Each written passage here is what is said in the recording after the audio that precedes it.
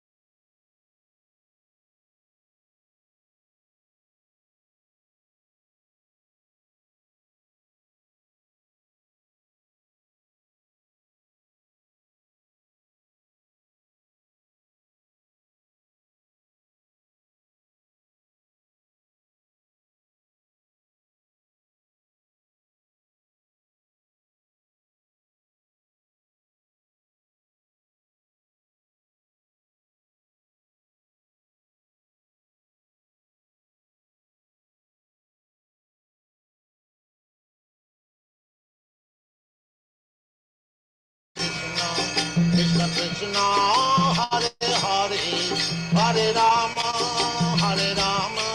Rama Rama, Hare Hare. Hare Krishna, Krishna Krishna, Hare Hare, Hare Rama, Rama Rama, Hare Hare. Hare Krishna,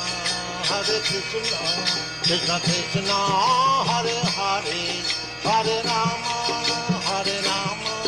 Rama Rama, Hare Hare. Hare Krishna,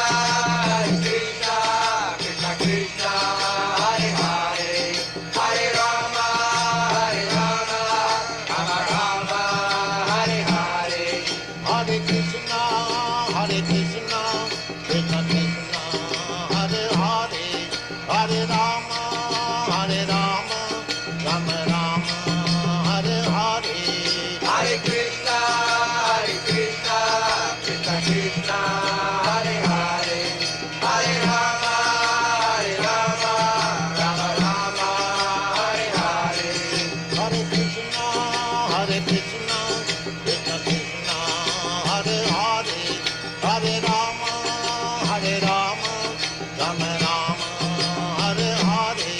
Hare Krishna, Krishna Krishna, Hare Hare, Hare Rama, Rama Rama, Hare Hare. Hare Krishna, Krishna Krishna, Hare Hare, Hare Rama, Rama Rama, Hare Hare. Hare Krishna, Krishna Krishna, Hare Hare, Hare Rama, Rama Rama, Hare Hare. Hare Krishna, Krishna Krishna, Hare Hare, Hare Rama, Rama Rama, Hare Hare.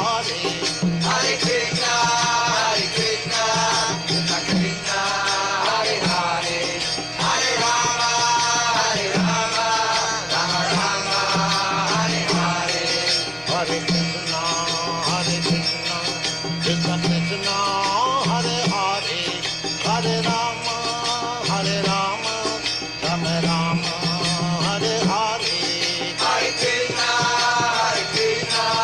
Krishna Krishna, Hare Hare, Hare Rama, Rama Rama, Hare Hare. Hare Krishna, Krishna Krishna, Hare Hare, Hare Rama, Rama Rama, Hare Hare. Hare Krishna, Krishna Krishna, Hare Hare, Hare Rama, Rama Rama, Hare Hare. Hare Krishna, dear devotees, please accept my humble obeisances. All glories to Srila Prabhupada. Welcome to this morning's class from Chaitanya Charitamrita, Adi Lila, chapter 5, text 62 through 66. We're very fortunate this morning to have His Grace Balabhadra Prabhu from ISKCON Atlanta to give the class. Hare Krishna Prabhu, please accept my Hare humble Krishna, obeisances. Prabhu, Samabes Well, Goswami Prabhupada. it's all yours. Hare Krishna. Thank you, Prabhu. Hare Krishna. Jai Jai Sri Chaitanya Jaya Nityananda. Jai Dvaita Chandra Jaya Gaur Bhaktavinda. Jaya Jaya Sri Chaitanya. Jaya Nityananda. Jaya Dvaita Chandra Jaya Gaur Bhaktavinda. Jaya Jaya Sri Chaitanya Jaya Nityananda. Jaya Dvaita Chandra Jaya Gaur Bhaktavinda. Hare Krishna, Hare Krishna. Krishna Krishna Hare Hare. Hare Rama, Rama Rama, Hare Hare, Hare Krishna, Krishna Krishna, Hare Hare, Hare Rama, Rama Rama, Hare Hare. Srila Prabhupada ki jai. Om Agyanati Mirandasa Jananjanan Salakaya Chakchu Militam Yena Tazma Shri Gurve Namaha Shri Chaitanya Manobhistam Stapitam Yena Bhutale Swayam Upagada Mayam Dadate Swapidante Kam.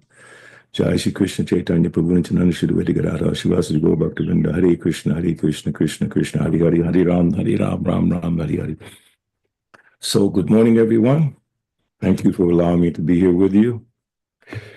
Hopefully we can derive some inspiration from our discussion today, and hopefully you will all have some input as to your understanding of what we're reading. So we're in Chaitanya Charitamrita, Adi Lila, chapter 5, starting with verse 62 to 66.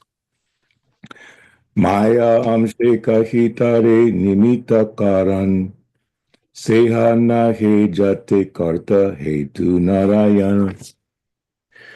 The Maya aspect of material nature is the immediate cause of the cosmic manifestation, but it cannot be the real cause, for the original cause is Lord Narayan. Text 63.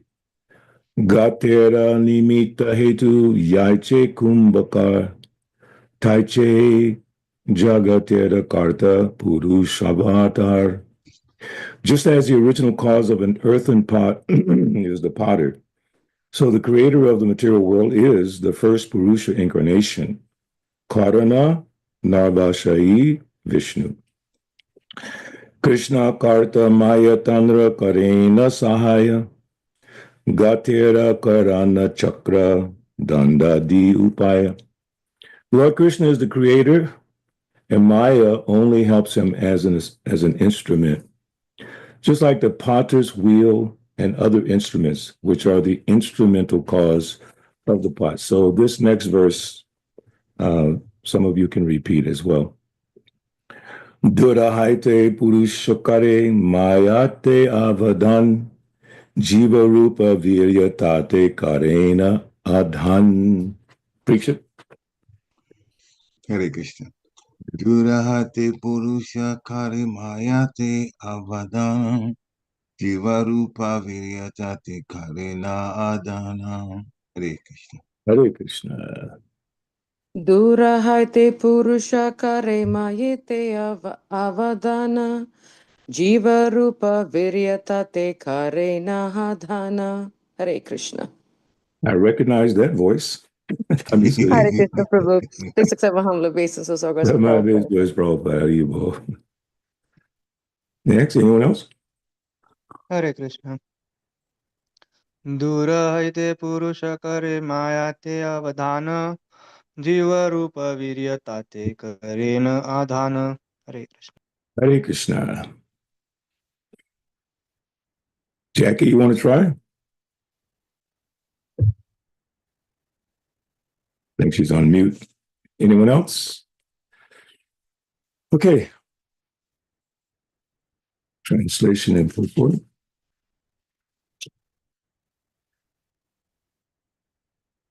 Reflected rays of his body mix with Maya, and thus Maya gives birth to mirrored universes. Report by His Divine Grace A.C. Bhaktivedanta Swami Srila Prabhupada.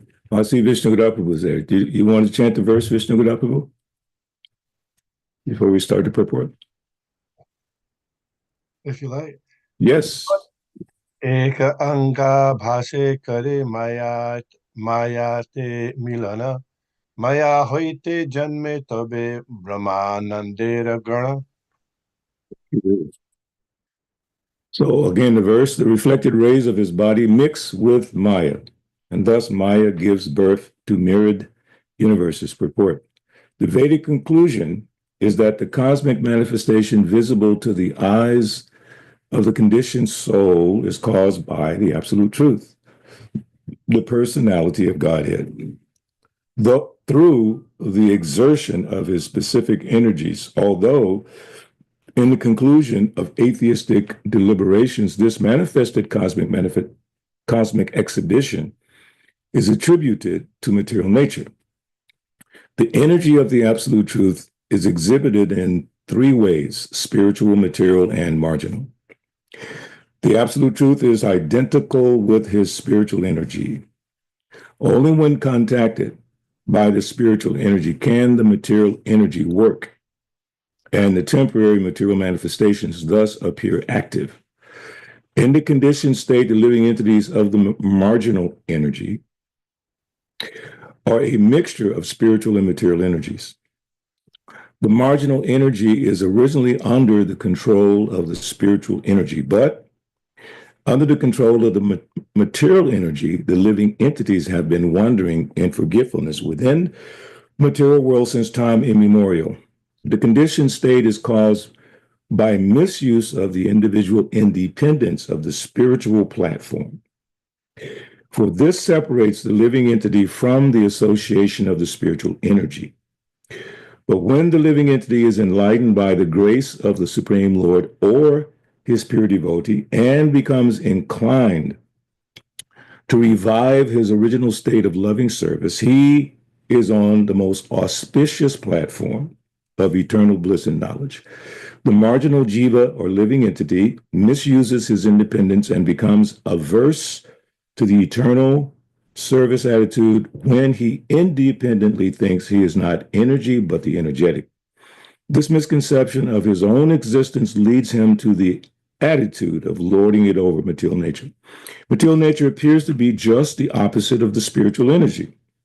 The fact is that the material energy can work only when in contact with the spiritual energy. Originally, the energy of Krishna is spiritual, but it works in diverse ways, like electrical energy, which can exhibit the functions of refrigerating or heating through its manifestations in different ways. The material energy is spiritual energy covered by a cloud of illusion or Maya. Therefore, the material energy is not self-sufficient in working. Krishna invests his spiritual energy into material energy, and then it can act, just as iron can act like fire after being heated by fire. The material energy can act only when empowered by the spiritual energy. When covered by the cloud of material energy, the living entity, who is also a spiritual energy of the Supreme Personality of Godhead, forgets about the activities of the spiritual energy and considers all that happens in the material manifestation to be wonderful. But a person who is engaged in devotional service in full Krishna consciousness and who is therefore already situated in the spiritual energy can understand that the material energy has no independent powers. Whatever actions are going on are due to the help of the spiritual energy. The material energy, which is a perverted form of the spiritual energy, presents everything pervertedly, thus causing misconceptions and duality. Material scientists and philosophers conditioned by the spell of material nature suppose that the material energy acts automatically, and therefore they are frustrated, like an illusion person who tries to get milk from the nipple-like bunches of skin on the neck of a goat. As there is no possibility of getting milk from these bunches of skin, there is similarly no possibility that anyone will be successful in understanding the original cause of creation by putting forward theories produced by the material energy. Such an attempt is a manifestation of ignorance. The material energy of the Supreme Personality of Godhead is called Maya or illusion. Because in two capacities, by supplying the material elements and by causing the material manifestation, it makes the conditioned soul unable to understand the real truth of creation. However, when a living entity is liberated from the conditioned life of matter, he can understand the two different activities of material nature, namely covering and bewildering. The origin of creation is the Supreme Personality of Godhead. As confirmed in the Bhagavad Gita 9:10, the cosmic manifestation is working under the direction of the Supreme Lord, who invests the material energy with three material qualities. Agitated by these qualities, the elements supplied by the material energy produce varieties of things. Just as an artist produces varieties of pictures by mixing the three colors red, yellow, and blue. Yellow represents the quality of goodness, red represents passion, and blue represents ignorance. Therefore, the colorful material creation is but an interaction of these three qualities, represented in 81 varieties of mixtures. 3 times 3 equals 9, equaling 9. 9 times 9 equaling 81. Diluted by material energy, the conditioned soul, enamored by these 81 varieties of manifestations, wants to lord it over material energy, just as a moth wants to enjoy a fire. This illusion is the net result of the conditioned soul's forgetfulness of his eternal relationship with the Supreme Personality of Godhead. When conditioned, the soul is impelled by the material energy to engage in sense gratification, whereas one enlightened by the spiritual energy engages himself in the service of the Supreme Lord in his eternal relationship. Krishna is the original cause of the spiritual world, and he is the covered cause of the material manifestation. He is also the original cause of the marginal potency, the living entities. He is both the leader and maintainer of the living entities, who are called the marginal potency because they can act under the protection of the spiritual energy or under the cover of the material energy. With the help of the spiritual energy, one can understand that independence is visible only in Krishna, who by his inconceivable energy is able to act in any way he likes. The Supreme Personality of Godhead, the Absolute Truth, and the living entities are parts of the Absolute Whole. This relationship of the Supreme Personality of Godhead and the living entities is eternal. One should never mistakenly think that the spiritual whole can be divided into small parts by the small material energy. The Bhagavad Gita does not support this Mayavad theory. Rather, it clearly states that the living entities are eternally small fragments of the supreme spiritual whole. As a part can never be equal with the whole, so a living entity as a minute fragment of the spiritual whole cannot be equal at any time to the supreme whole, the Absolute Personality of Godhead.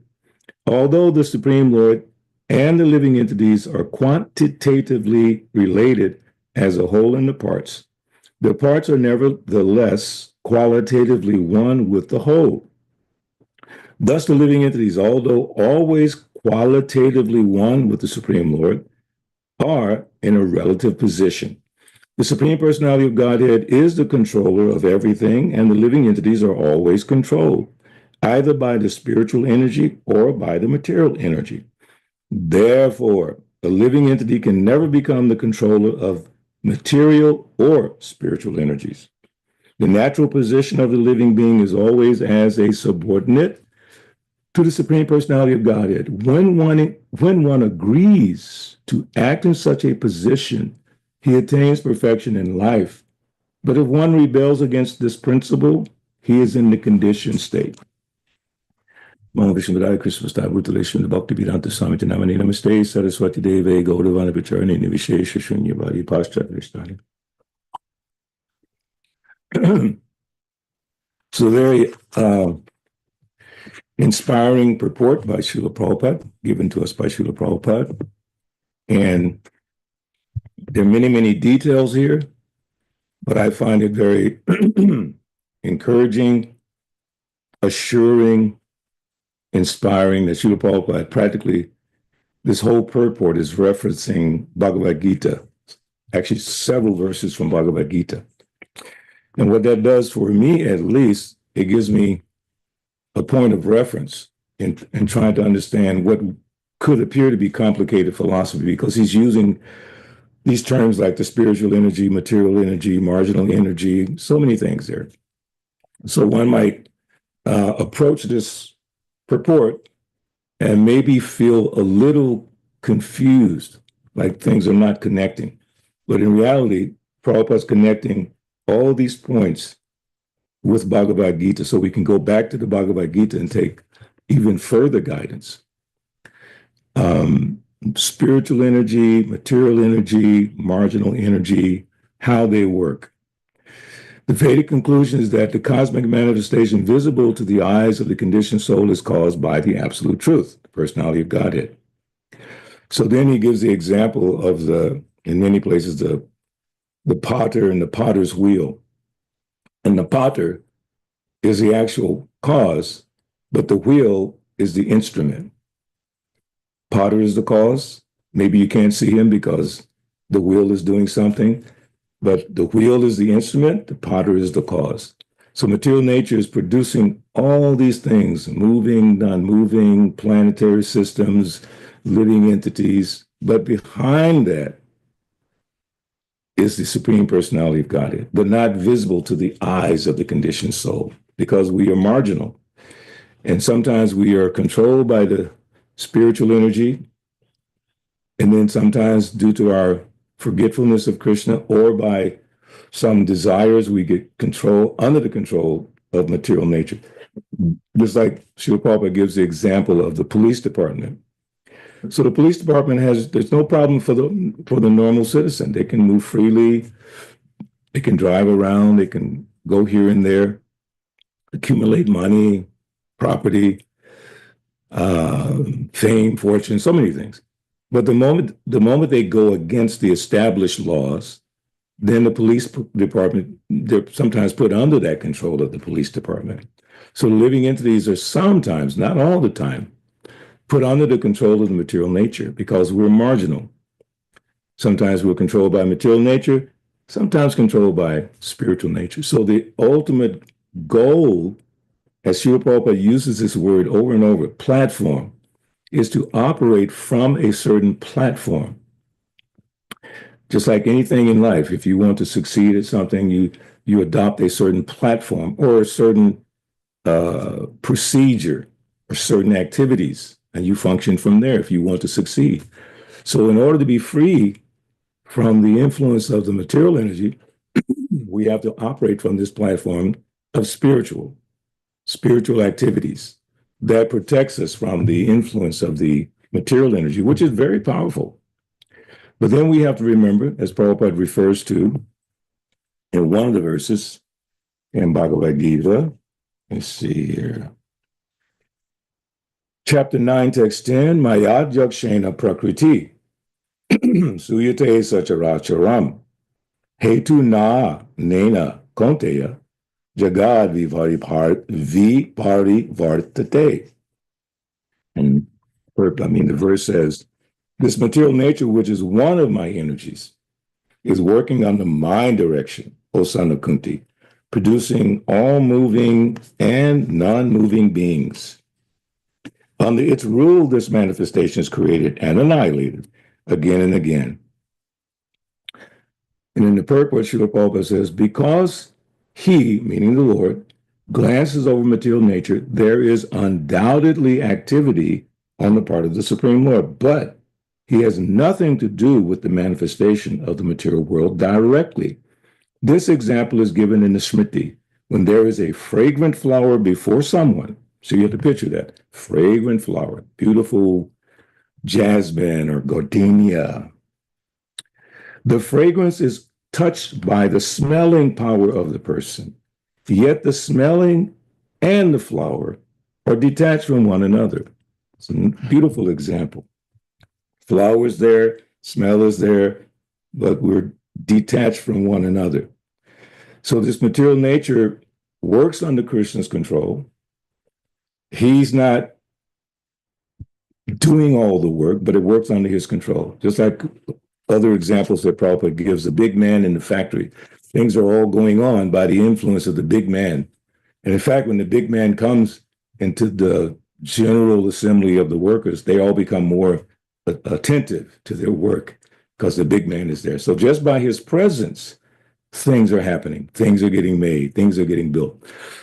I was thinking about this, and then what came to mind is that in the Christian philosophy, I'm not sure about Islam and other ones, but in Christian philosophy, generally the idea is that if you read from the first chapter of Genesis, it appears that God is doing all this work. In the beginning, God stepped into space, separated the darkness from the light, created heaven and earth, created man. He's doing all these things. So when they encounter our platform, our philosophy, our understanding, Krishna's not doing all this work. Material nature is working under his control, his direction. By his presence, by his spiritual energy, things are moving, things are happening. He has many energies. Parasya Shaktir Vividhaiva Shruyate Swabhaviki Balakriya Cha. Many, many energies, and they're all working nicely under his control. But he has no direct hand in building the universe.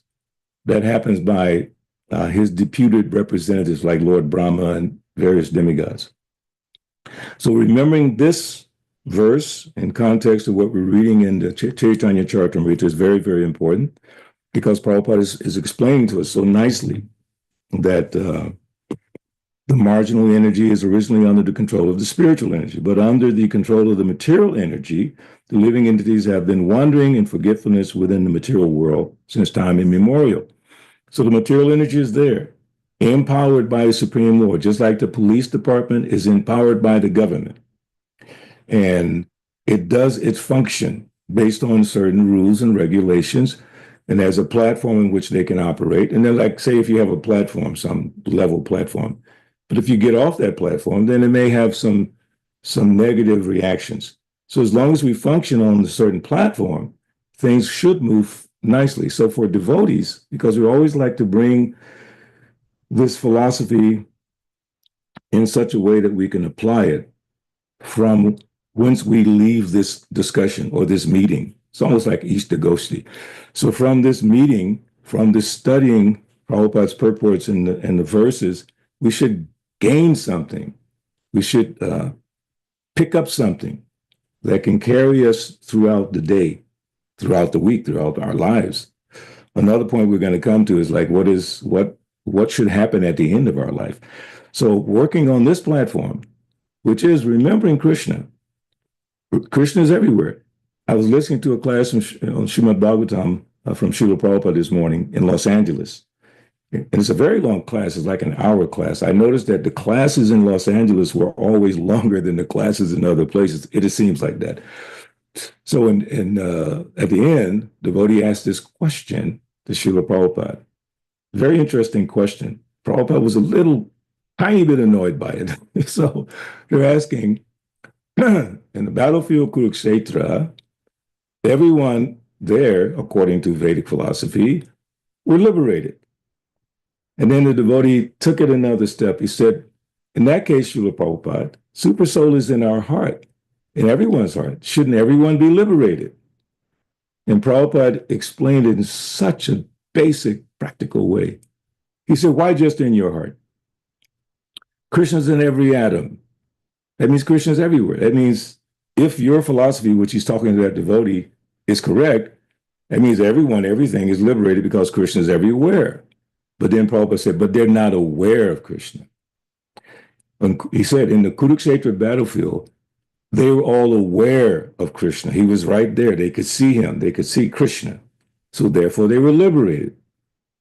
Very, very interesting that seeing Krishna, remembering Krishna is the element that has to be there in the function of our life. That's the platform.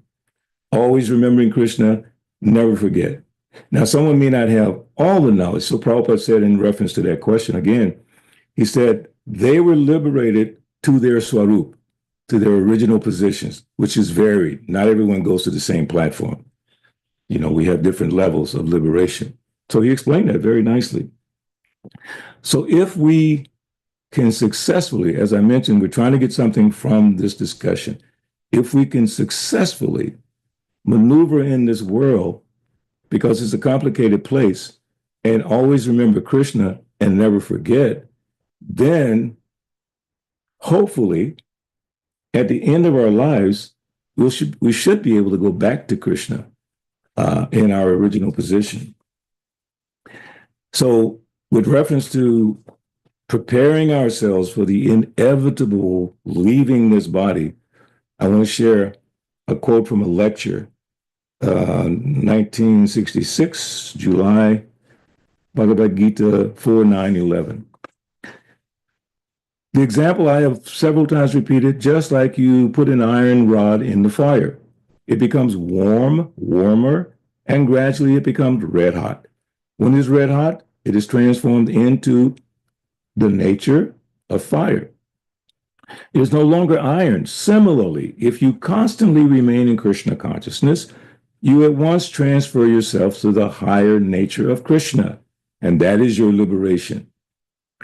And if we can die, now this is very important, think about this, and if we can die in higher nature, then this formula, Tattva Deham Purnar Janma Naiti, Bhagavad Gita 4:9, oh, he does not come back again to this material world.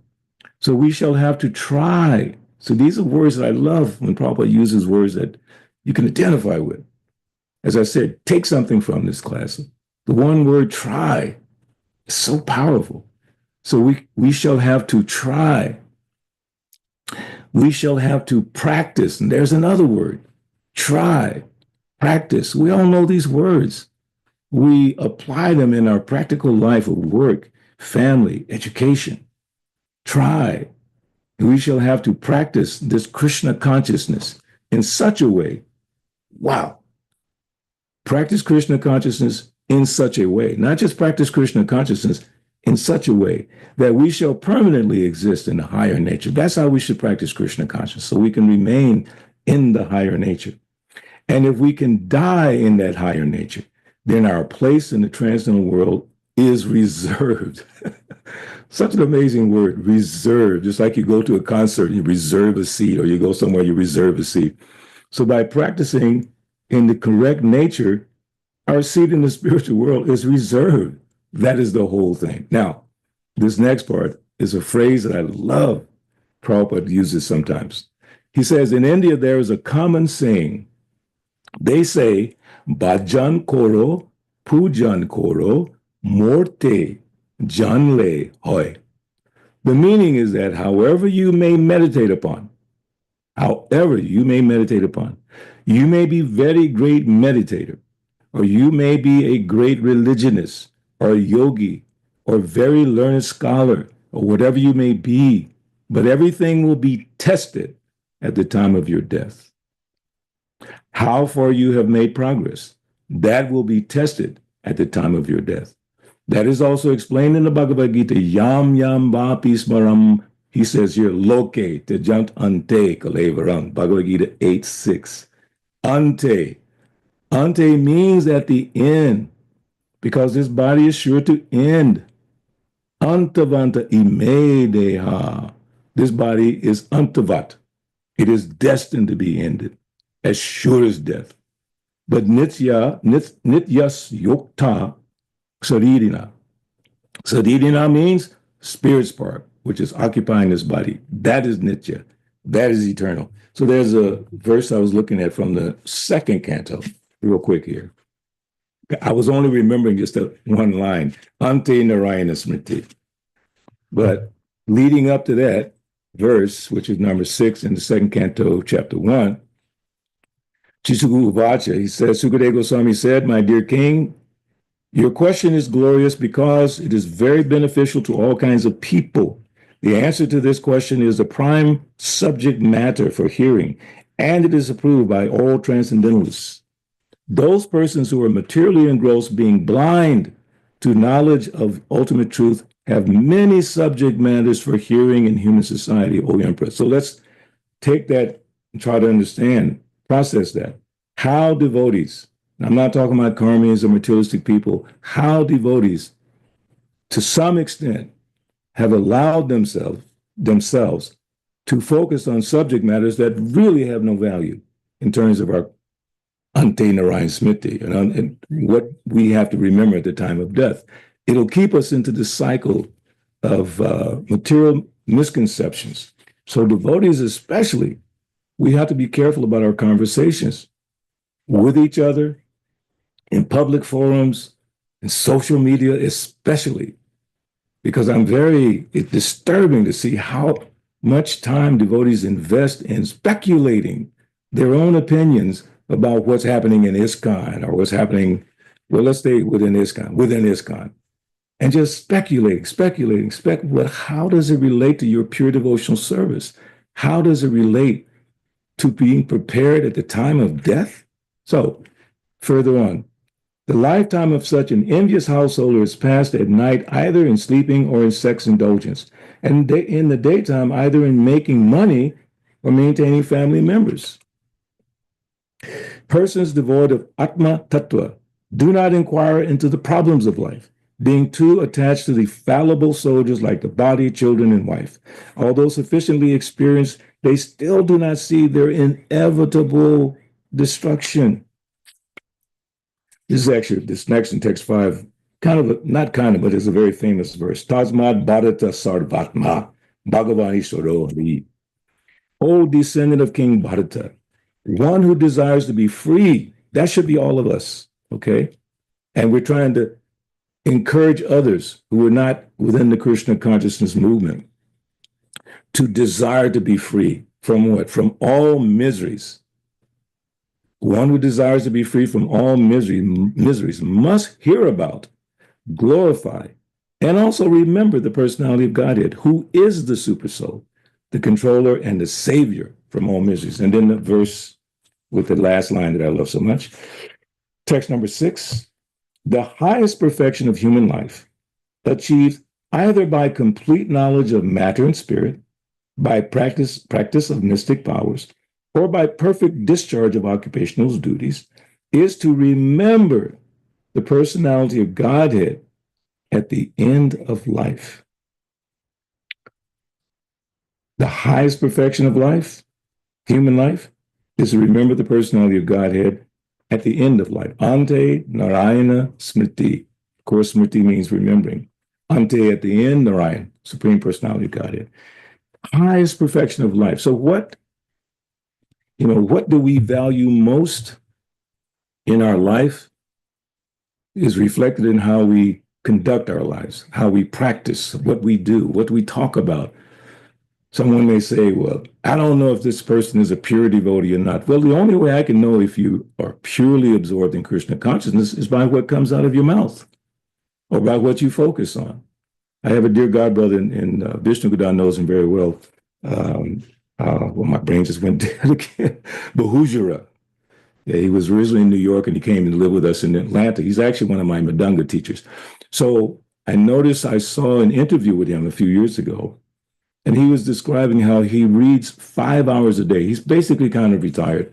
So 5 or more hours every day, absorbed in Prabhupada's books, just absorbed. Because Ante Narayana Smriti, most of us, quote unquote, senior devotees, if you want to take it a further step and say senior Prabhupada disciples, after all we've been through in 50 plus years, most of us, we've come to the conclusion, and I know this to be a fact because I talk to senior devotees all the time, who are just done with all the politics of the world, all the politics of ISKCON, all the distractions in their lives, all the health issues. They're just done with it. And they're remembering what they have learned over those 50 plus years, which is Ante Narayana Smriti, Yam Yam Bapi Smaram Bhabam, Tajanti Hikalebram. That this is what is most important in life.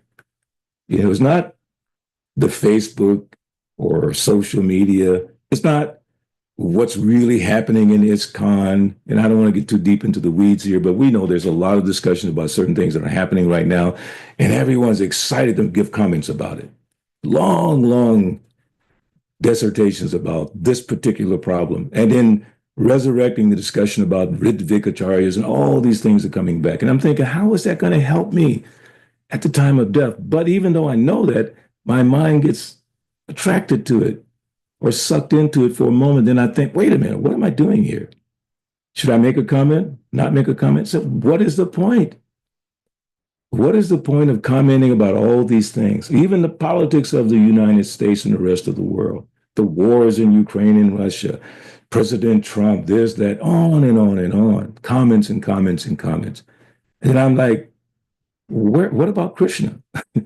What about Srila Prabhupada? Why don't we create an environment, operate from a platform where we bless people with our comments and our conversations and our articulations of all these things in the world? We can do it. It's not difficult.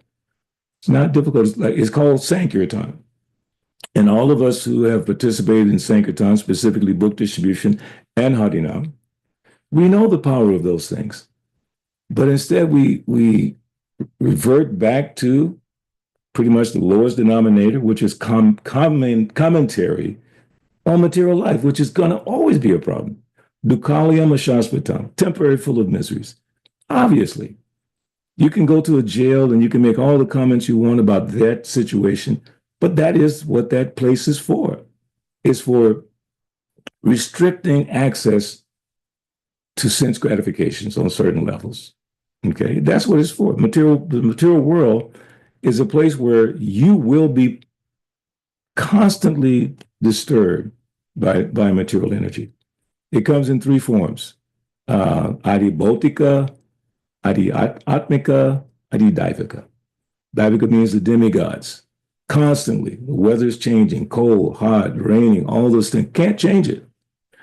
Adi Bhautika, other living beings, constantly causing us problems, whether it's insects or whether it's just insect-like human beings or animal-like human beings causing us trouble, causing pain in our mind. Someone said something about me, and then I regurgitate that. I keep thinking about it. Oh, this, that, and all. That time that I'm thinking of that, trying to protect my honor, is time wasted. I wasn't thinking about Krishna. Huh? And then Adi Atmika, those things that are just within our own selves, thinking about this, thinking about that. So for the devotee, we go back to Bhagavad Gita. Again, everything we can connect to Bhagavad Gita. Practically our whole life, we can just read Bhagavad Gita. Of course, we read Bhagavatam, Chaitanya Charitamrita, but Bhagavad Gita is kind of like, it's the guidebook, how to function. So in reference to that, how do I deal with all these complex things that are always happening in the world? Go to Bhagavad Gita, chapter 2, text, what is it, 14? What is that? Who knows that verse? Matra sparsha te konteya stitosna sukha dukada agama apayano nityas tam titikshaswa bharata. Learn to tolerate. And as I've said many times, as I think about it in my own life, the principle of learning, I understand it very well because I had to learn how to play music. I had to learn how to do certain little business things. I had to learn how to be a father. I had to learn how to be a husband. I had to learn how to be a devotee. Learn is a very easy word to incorporate because it indicates, it notes or denotes a process that you have to go through to get to the point you want to be. Learn how to do what? Tolerate, which means you will be tested. Back to the point. Bhajan karo, sadhana karo, murti janleo. You will be tested. How well did you tolerate? It's really important, Prabhus and Maharajas, because we will be tested. You'll get off this call, you'll go do something with your family or in your work, and someone will knock you off your platform. That word platform. You work hard to get to the platform of having Krishna consciousness in the morning. And the moment you go out there into the world, someone tries to knock you off that platform by so many things. It reminds me of Sankirtan, especially at the Atlanta airport. We were there, thousands and tens of thousands of people rushing by. And we're standing there trying to distribute Prabhupada's books. And then some people would come and try to knock us off our platform. But we were smart. In the early morning, we used to get up very early, 2:30 or like that, chant japa like anything, listen intently to the class, take prasadam nicely, and then get out there because now we're ready. Now we're prepared. People cannot knock us off that platform. So in order to get to that level, we have to practice. Practice means you will be tested. Bhagavad Gita chapter 13, verses 8 through 12, the 20 principles of knowledge given by Krishna. The first one being humility. And in the purport, Srila Prabhupada says, I'll see if I can remember exactly. He says, as far as spiritual advancement is concerned, one should have a test. And he can judge by these items: humility, pridelessness, all those things that are mentioned. Bhagavad Gita chapter 13, 8 through 12. There is your test. Of course, you have many tests. You have Bhakti Shastri, Bhakti Vaibhav, Bhakti Vedanta. But right there in Bhagavad Gita is a test. And Prabhupada says it specifically. You can test by these items, beginning with humility. How well am I doing? Sasru Maharaj, one time I ran across this in the Veda base. He did an analysis. He was asking ISKCON, how well are we doing? Oh, I'm so sorry. No, he was talking about the 7 purposes of ISKCON. Let me back that up again. No, let's stay with what Prabhupada said in that purport. The test should be from that those principles given by Krishna, but also in the 7 purposes of ISKCON, we should also test how we're doing that, following in Prabhupada's footsteps. So again, to get to the platform of Ante Narayana Smriti, remembering Krishna at the time of death, is not easy. Material nature is always distracting us. So then in Bhagavad Gita chapter 9, text 13, Mahatmanas mam partha dhaivim prakritim ashritaha bhajant ananya manaso gatva bhutadnim avyaya. O son of Pita, those who are not deluded, the great souls, are under the protection of the divine nature. They are fully engaged in devotional service because they know me as Supreme Personality of Godhead, original and exhaustible. So that is the Mahatma. They're constantly engaged in devotional service because they know me, Supreme Personality of Godhead. So that is how we should function in this life, trying to realize more and more Krishna, Supreme Personality of Godhead. And as I mentioned about most of the senior devotees that I talk to, they're coming back to that basic principle of just focusing on Krishna, focusing on what Srila Prabhupada taught us. I say over and over, we have to make a major decision. Pretty much there's only one decision I think of, is that, and from that decision, many things come. So that decision is whether or not I'm going to accept what Srila Prabhupada said, what Srila Prabhupada taught, and whether or not I'm going to spend the rest of my life focusing in on what Srila Prabhupada actually said in his books. Of course, there's a debate about the book changes and all those kinds of things, but if you've been in the movement long enough, you can discern where things are, edited in a certain way. And you can also hear Prabhupada, which I do every morning. And I send out Prabhupada lectures to devotees in Atlanta every day, hoping that somebody will listen. Because Prabhupada's voice and what he's saying directly is right there, available to all of us. His videos are right there, available to all of us. His letters are available to all of us. So we can be with Prabhupada, Srila Prabhupada, every single day and prepare ourselves to deal with the complexities of life so that we don't get knocked off our platform. There's actually some games that they have where people are jumping on these different platforms and other people are trying to knock them off the platform. And the winner is the guy that can stay on the platform. So the devotee who wins is the one who stays on the platform, spiritual platform. Okay, not the material platform. We have to function in the material world, but on the platform of spiritual life. And that's what Srila Prabhupada is telling us. And I had so many other references, but I think I'll stop there. One more. Bhagavad Gita, chapter 9, text 34. So Krishna's telling Arjuna, Manmana bhava mad bhakto mad yaji mam namaskuru mam evaishyasi yuktaivam atmanam matparayana. Many devotees refer how in the 18th chapter, the same structure comes out, Manmana bhava mad bhakto. He says, engage your mind always in thinking of me. Okay, take it like this. Here's your playbook. Here's your guidebook for you to go into life. What does it say? Engage your mind always in thinking of me. He used the word engage. Engage your mind. Mind is there. Now engage it, thinking of me. Become my devotee. And we can study throughout the books that Prabhupada has given us how to be a devotee. Offer obeisances to me and worship me. How do you offer obeisances to Krishna? Well, you have a picture of Krishna, you have a deity of Krishna, you have the temple, Krishna's in your heart. So we can do that. These are things we can actually do. Worship me, do a little puja, incense, flower, whatever, offer something. Being completely absorbed in me, surely you will come to me. Really, that's the conclusion. Being completely absorbed in me. How do we apply that? We're absorbed in making money. We're absorbed in having a beautiful home. Like right now, I'm absorbed in trying to clean up my backyard. So it's a whole process, and I'm studying different things, and I'm working with different people. And there's a certain absorption. But what I do now, I just walk out there and chant some of my japa. And then just feel the energy of that place. I have a nice creek back there. It's all part of Krishna's energy, but I'm chanting my japa, hearing Krishna's holy name. I'm engaging my mind in Krishna, forcing this rascal mind to think of Krishna. Mana mana mandire, in the temple of my mind. And I'm worshiping the Lord.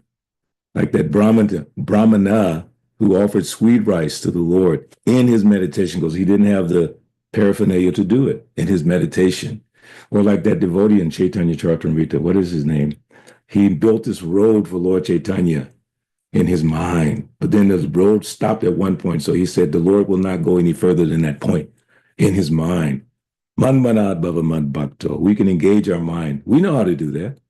We do it already. We engage our mind in all kinds of things. As I said, devotees are engaging their minds, powerful minds, intellectual minds, in analyzing certain problems within ISKCON, knowing that their analysis is not going to have much impact on the thing itself.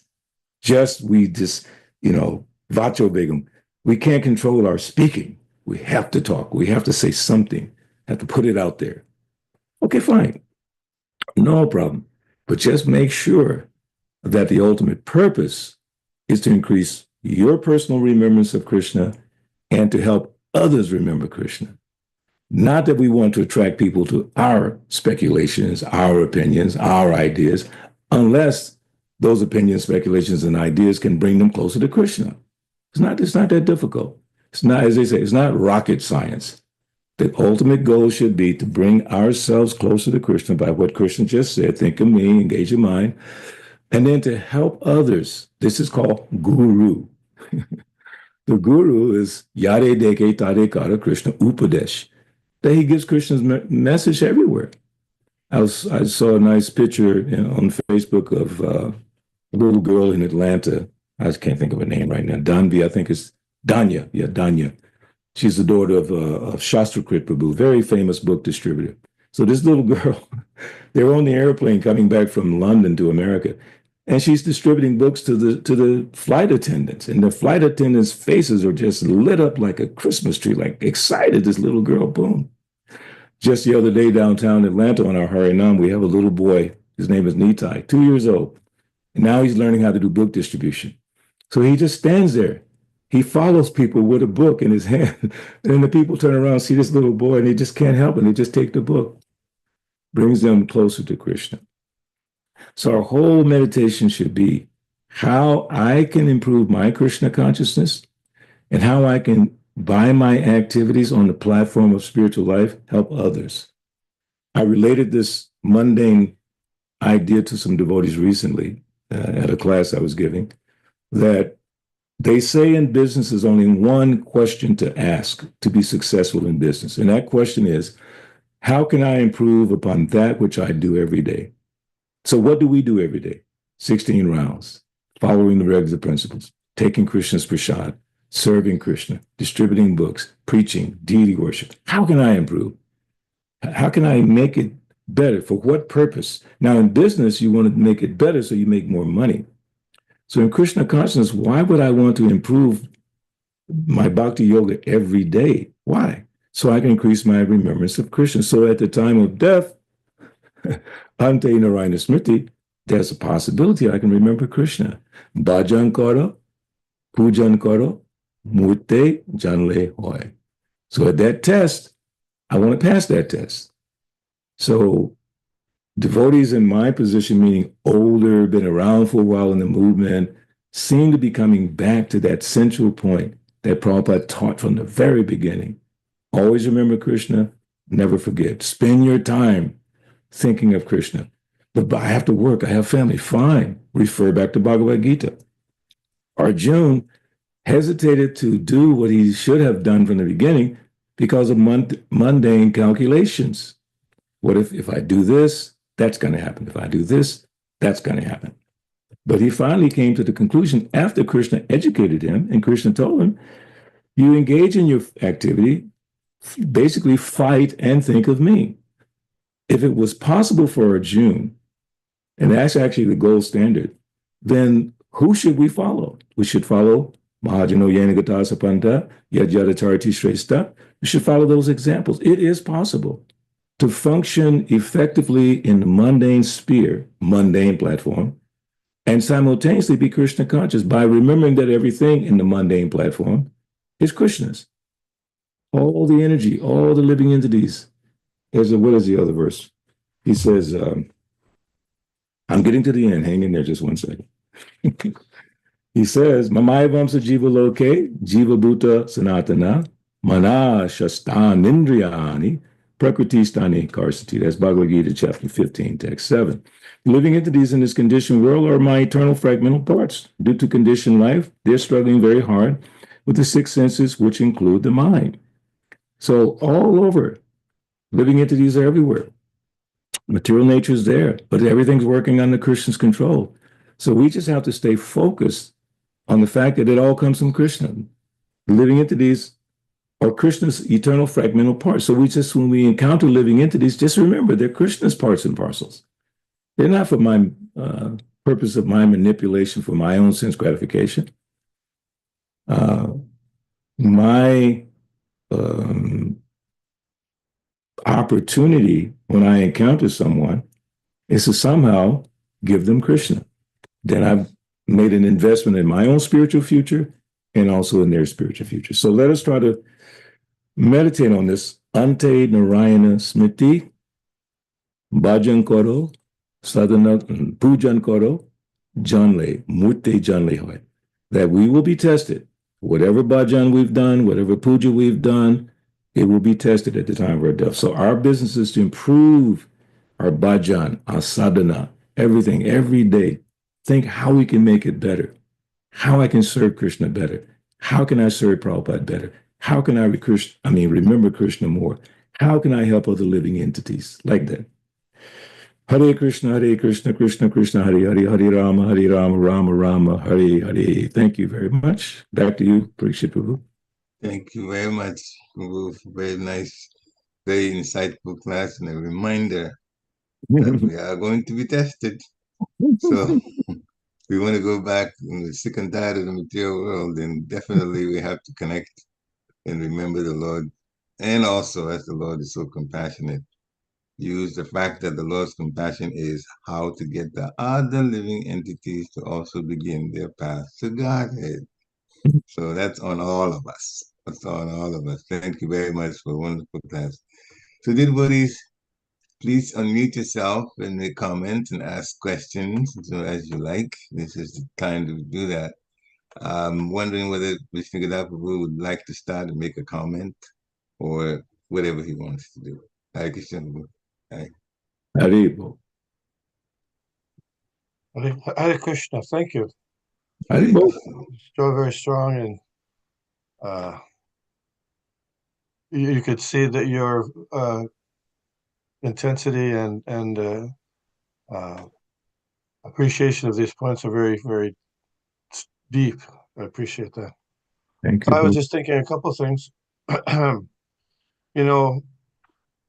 These are real serious topics about how we can improve, and especially when we get like people have been around for a while, like me. It's not always easy to think about how to improve. If you have any any ways that might be helpful to think about that. I was just thinking that, sometimes we're not open. I might not be open to suggestions or recommendations for how to improve. So probably I could ask better how to do that. I remember when Jayananda was taking out we had a Sankirtan party on the back of a flatbed truck in Manhattan. Yeah. I told you the story? Yeah. Goes on. Please tell us for everyone. So anyway, he was my senior godbrother and very exalted devotee, Jayananda Prabhu, who we just observed his disappearance day. And so on the flatbed truck, there was a bell. And during the kirtans, he would ring that bell like really enthusiastically, bang, bang, bang, bang. So after a while, my service was to get devotees to go. And after a while, nobody would go because the bell ringing was so, people get headaches from this constant bell ringing. So finally, I finally told him, he asked me, well, how come nobody can go? I said, Prabhu, people won't go because they're ringing the bell. And he said, oh, Prabhu, Vishnu Gadai, you should have told me. You should have told me that I did. So older or senior devotees, I didn't tell him because he was my senior devotee. I didn't want to, yeah. So there's, if we're in that mood of how can we improve, then the best way to improve is to get input or feedback from other devotees who care. Mm-hmm. And sometimes you don't get that because you're senior or older or something like that. I don't know. That's one thought I had. Because in ISKCON in general, we don't have a system of giving feedback too much, built into the system. Yes. Yes. So like, in a regular, say a band, they'll have rehearsals and they'll say, well, talk about it. How is it being done? We think the bass should be a little bit louder or something. They talk about it. But in ISKCON, usually we don't do that. Very, very little of it do that. Or even with the classes we give. I mean, we don't necessarily want to be critical, but there are certain ways that we can improve it, and we don't usually have that built into our systems. Anyway, these are just thoughts I had. No, I mean that's a very important observation. I'd love to hear if any other devotees have any thoughts on that particular point, but I have this quote that I came up with years ago that kind of guides me. It says you have a right to your opinion, but doesn't mean your opinion is always right. So that leaves me open to analyze my opinion. It's just my opinion, but it may not be right. So then I'm open to hear an alternative opinion. And then together, devotees, with the central point being pleasing Krishna Srila Prabhupada, by the grace of the Lord who's in our heart, gives us the understanding. So in that conversation, as you're pointing out, Vishnu, in wonderful kinds of conversations where I can share with you, you can share with me, and it may not always be praising each other. It might be pointing out something that maybe I didn't elaborate on enough or could have been this way or that way. But if we have a relationship, and this is, to me, is the most important thing, if you have a relationship, you have an inherent right to be honest with each other because you've invested in the relationship. So therefore you can say, and then I won't think that you're trying to control me, offend me. I think that's part of the problem. Devotees feel like, someone's imposing on my, whatever I've assumed or thought process. But in reality, if it's a loving relationship, everything is done in love, and everything should be done for the purpose of pleasing Krishna and Srila Prabhupada. So before we even try to guide someone, instruct someone, correct someone, should check our motivation. If our motivation is to help improve that person's understanding, which in turn helps improve my understanding, then the conversation should turn out pretty good. I think that was one of the verses that I was reading from that second canto. I can't jump to it quickly enough, but, here it is. Kind of refers to where we are right now. So let's see if I can pull it out. Person devoid of attachment, inquire the problems of life, being too attached, fallible soldiers. Enjoy it. Yeah. Those persons who are materially engrossed, being blind to the knowledge of ultimate truth, have many subject matters for hearing in human society. So there are many topics that we could be discussing or trying to parse out. But a sincere devotee is honest enough, as you said with Jayananda Thakur, who's great inspiration for all of us, was humble enough to say, oh, if you just had told me, then I would have done like this or that. I would have tried to improve. But devotees are hesitant because they don't have the deep enough relationships yet. If the relationship is built on Rupa Goswami's, not Sri Siddhanta, Bhakti, what am I trying to say? Upadeshamrita. Upadeshamrita, thank you. See, having association devotees get your brains cleared out, right? So he's saying, Dadati pratigrinati, Guyamagyati prichati, Bhunte bujayate chaiva. But I love the last, Pritivin Lakshana. What is it, last part, the last line? Sadviti. Bringing. So that's 6 loving exchanges. Practicing the 6 loving exchanges. This past weekend, I was at our new ISKCON of North Atlanta temple, just approved by the GBC. So devotees were appreciating one of our main donors and appreciating the success of having this temple established as an ISKCON temple. Thank you, Vishnu Gada Prabhu, for coming and celebrating with us, and thank Malati Prabhu for coming and celebrating with us. So what they did was they made 2 cakes. Huge cake for the celebration of the temple. And then they know Balabhadra loves cheesecake. so they made a cheesecake for me. And I was like, oh my God, I was so embarrassed, And so he said, Prabhu, you have to cut the other cake first. I said, no, I want to cut my cheesecake first. And everyone just laughed and laughed because we have a loving exchange. And what I said to the devotees there is that this temple's success is not based on money. It's not based on fundraising. It's not based on any it's based on the love that people feel when they walk in the building. When they walk through that front door, they should feel the love instantly. I know Vishnu Gada Prabhu, I was watching him when he was here, how he was surrounded with love. These devotees are just almost like he was a magnet. They just wanted to be close to him. And in Malati, same thing. Because you feel comfortable giving love and receiving love. That's it. So we build those relationships. And when the time comes that you need to correct someone, it won't go down the wrong way. I've been corrected so many times. I told Vishnu Gada Prabhu, my big kirtan hero is Dinanath Prabhu. Those of you who've been around a while, you might have heard his name. Dinanath Prabhu is my hero. I brought him to Atlanta for the Panihati Festival, Rath Yatra Festival. I was so proud. I said, here's Dinanath. In fact, Jai Satyananda was also there. So Dinanath was there. And I'm standing next to him, playing Madanga. I'm going to impress him how much I love his style of it. I'm just beating the drum like anything to get his attention. Dinanath, and we had never really met before he came to Atlanta. He slapped my hand. He slapped it and said, stop. In other words, stop trying to show off. But somehow or another, I had expressed my love to him in such a way that he felt comfortable to do that. I don't know if he would have done that to many other people. So my point here is that invest in the relationships. Then when you have to do the difficult work of helping each other understand things better, it won't go down the wrong way. And you won't have all this fighting that we have in our movement right now because it's just based on misunderstanding, a lack of conversation.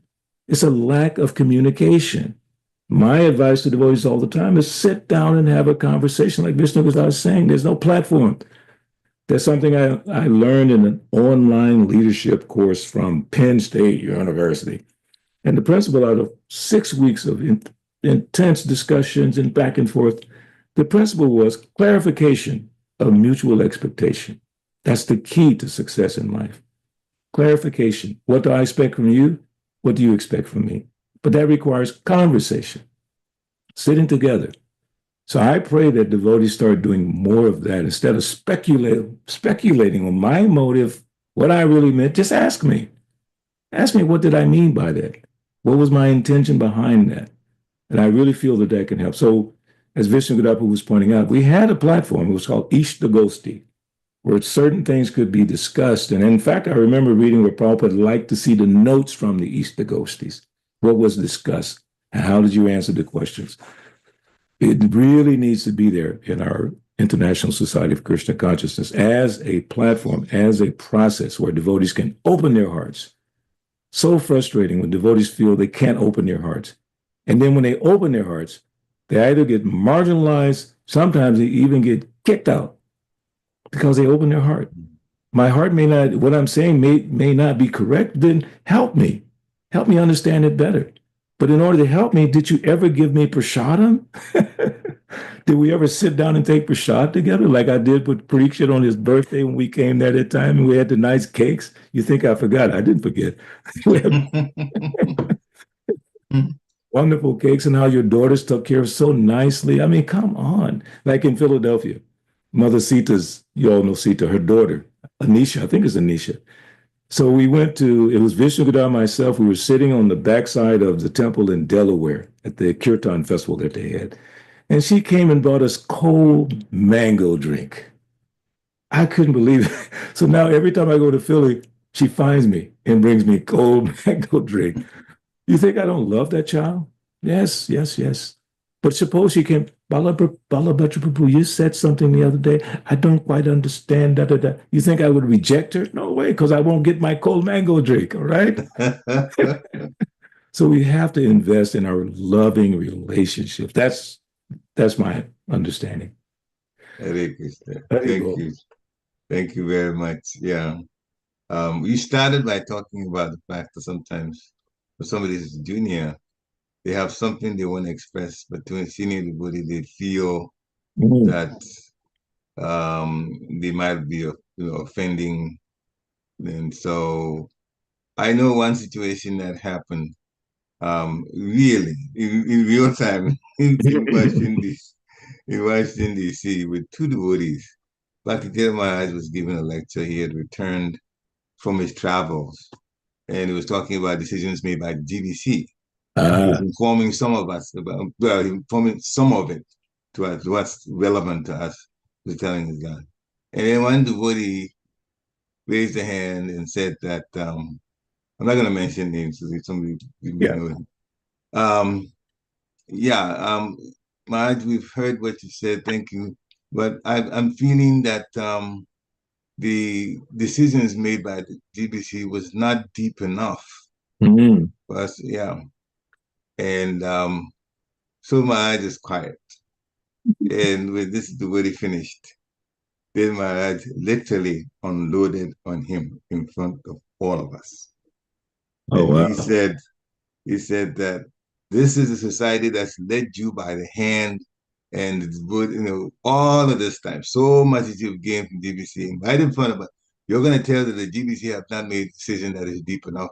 I mean, we were all shocked. I mean, just boom, boom, boom, boom, boom, boom, right at him. So he kept quiet. Right after that, another devotee raised his hand.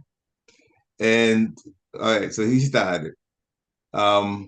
He also had some issues he wanted to discuss, but he framed it differently. He asked questions, some of it involved the GBC, but the important point was he asked Maharaj, how can we understand so and so and so and so and so? So his points, where we could see his points, but he put it in a question form. And Maharaj just calmed down and explained everything to him. So the one that criticized got blasted, but the one that asked the question got the answer.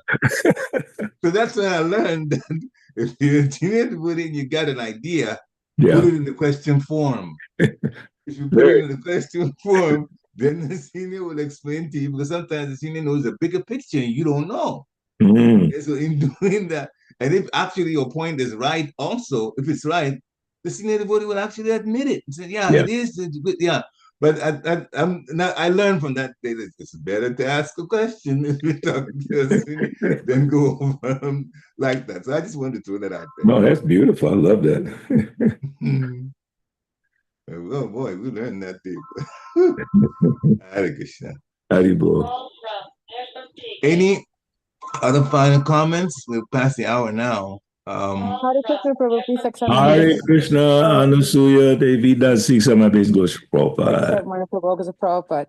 I was remembering my early days of Krishna consciousness, at those days they had the Bhakta Bhaktin program. Now it's spiritual mentorship, and I remember Rajalila, Mother Rajalila, she really trained us, how to ask questions when in doubt, when we see something that's not right or whatever of a Yeah. senior devotee.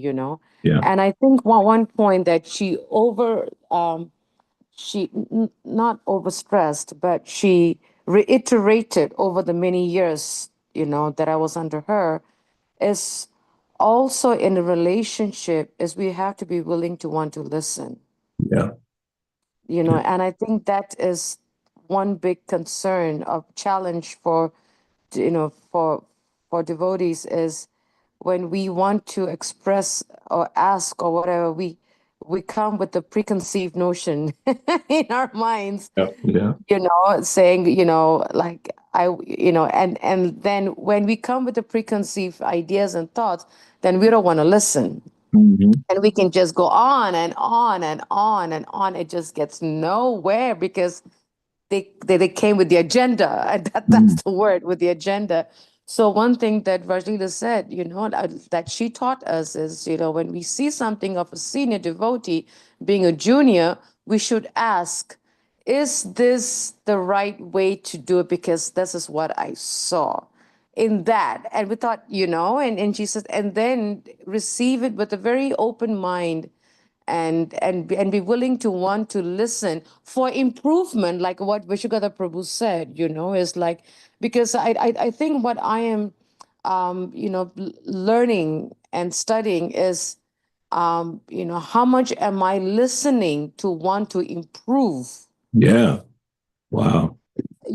as opposed to, okay, I want to improve, okay, give it to me, but this is my agenda. Mm.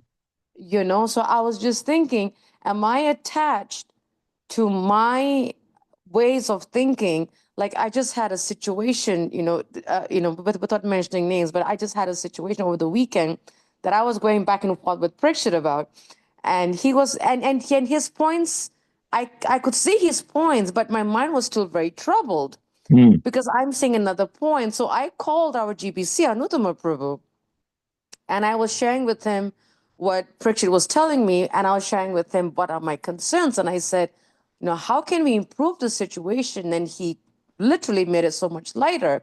I said, Prabhu, I'm just trying to learn how to, deal with this delicate situation Right. because it may Right. happen when there's no proper disciples on the Mm. planet. Then what do I do? So then from that I realized is if I really want to improve, I should be willing to want to listen, Yes. as opposed to, okay, I want to improve, but this is my plan. So I was just thinking about that, the point of listening, and without any agenda, Yeah. just with a clear mind. So yeah, I just wanted to just share that, Prabhu. That's a beautiful thought. It reminded me of a Mataji that used to play with our Morari band. She passed away some years ago.